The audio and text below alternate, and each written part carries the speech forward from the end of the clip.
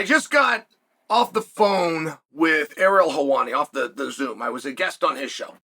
And Ariel and I had a tiff, if you will. We had a tiff. And those can be hard to have with Ariel because 99% of the time, he gets it. He gets it. Like somebody's, they're coming down on me for something I said. There's a little bit of a back and forth, but as Shakespeare put it, hail fellow, well met. It's done in sportsmanship. But there is a percentage of the time where you could hurt his feelings or you could piss him off. And there's just, it's one of these things. So he and I had to clear something up. But I'm not quite ready to be done with it. And for some reason, this topic has landed me. And what do the kids say? They say hot water with Ariel, with Islam, with Ali. People have been bothered.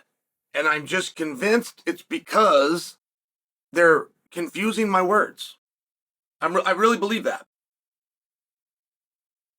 Ilia Topuria wants to be the world champion. Okay, now this is 2 years ago that I'm starting this story. Nobody knows what Ilia Topuria is. His background is in Greco-Roman wrestling as a kid, and somewhere along the way he switched over to kickboxing, but he doesn't really kick that much. He's mainly just going to box with you. Okay. But that describes 500 other guys. So when you hear about this Ilia Topuria and he wants to be world champion, there's not a whole lot to it. Then he ends up in a back and forth with Patty the Batty, but that's a different weight class. Patty's a star, and people can't pronounce Topuria. All right, well, he stays to the course. And he keeps beating people up one by one. And he never tried to do interviews or grab a microphone. He never tried to cut a line. He just beat people's ass until he got put in a spot that he's not going to be able to overcome.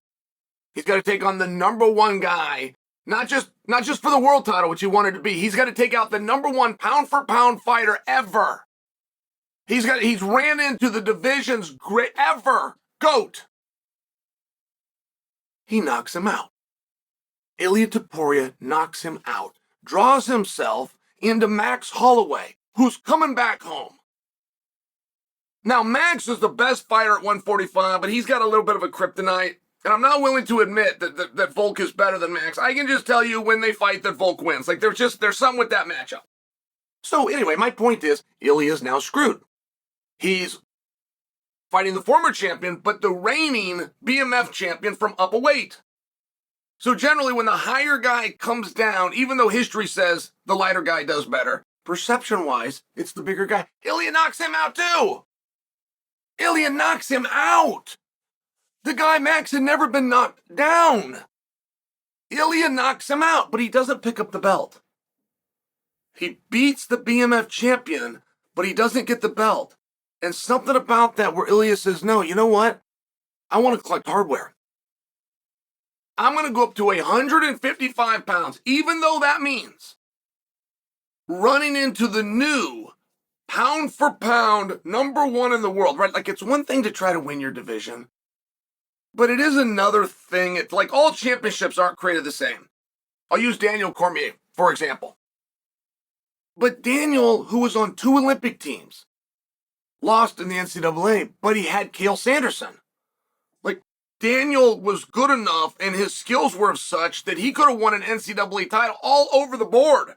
All sorts of different weight classes and all sorts of different years. Just not this one right here, because it had Chael Sonnen.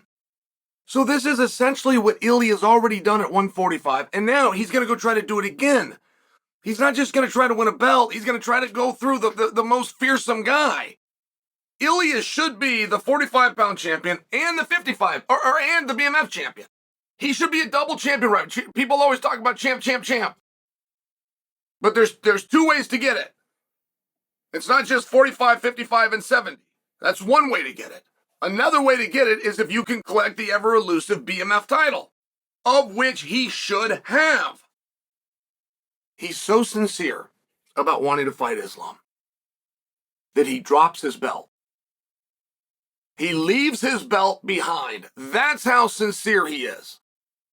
in his belief that he is the best and that whoever does this rankings and put Islam here and him here is wrong. And on the playground, that would work. On the playground, if two kids are supposed to meet after school and one of them doesn't, the classmates for the rest of your tenure will he lost. He lost. And it's exactly what Ilia positionally has put Islam in. Of, hey, I'm here and I'm sincere. And I'm the undefeated world champion. That cuts me in front of the line. Creates a great conversation with Charles Oliveira that says, hey, wait just a second. I am ranked number one here. You have no ranking here. Created a very good debate. We had Charles on. It was compelling. It was good stuff. Ultimately, Islam leaves the division. Now, Islam left the division because he had the exact same goals as Ilia Topuria. He didn't leave because he was scared of Ilia Topuria. He didn't run from Ilia Topuria. He had the exact same dreams and aspirations as Ilia Topuria. So Islam copied. He just saw it work out for Ilia, so he went and did that himself. And I understand all those things. That clears Islam. Islam's clear. He's clean. But my point remains that 5 years from now, when somebody is looking back on this story, 5 years from now, we get new fans every week. So in 5 years, we're going to have people that don't even know who these guys are. They're brand new fans, tens of thousands of them. Half a decade short, tens of thousands. Likely million. Okay. And if they look back and they study the story. Now, if they're here for it, like I am right now, we understand. Islam simply had the same goals as Ilia. That's it. He did not run from Ilia.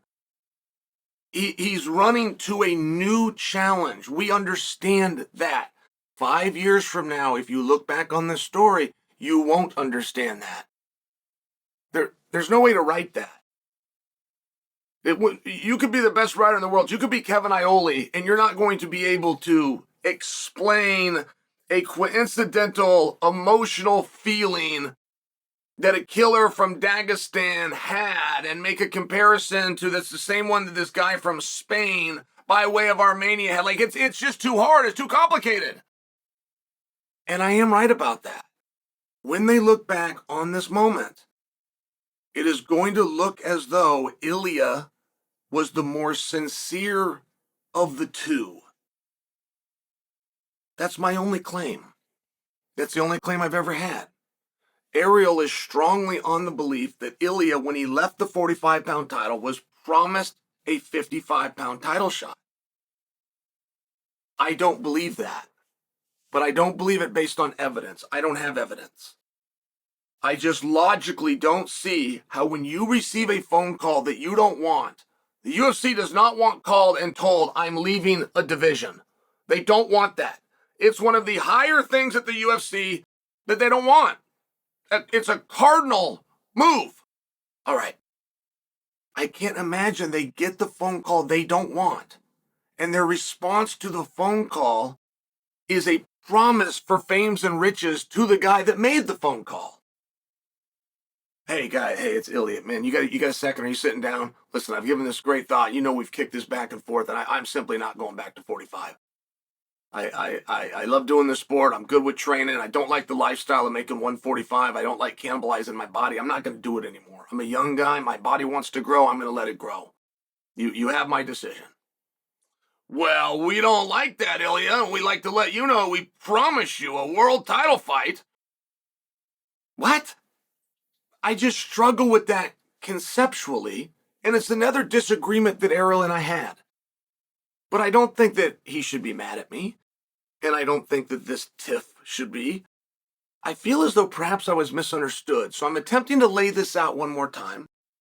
And as usual, I will do it politely and in a nice fashion.